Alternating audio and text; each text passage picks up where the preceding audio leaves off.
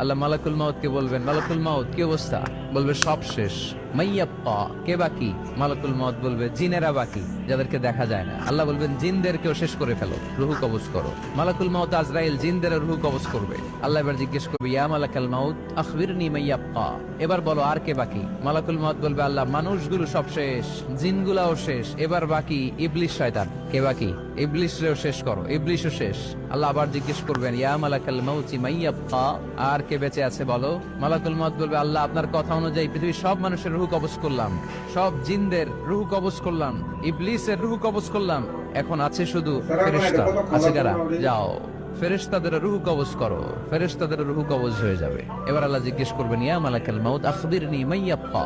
মালাকুল মাউত বলবে, আল্লাহ আপনার কথা মতো ধরে ধরে সব শেষ, ফেরেশতাও শেষ, 4 জন ছাড়া। কয়জন ছাড়া? জোরে বলেন, কয়জন ছাড়া? ইসরাফিল, জিবরাইল, মিকাইল।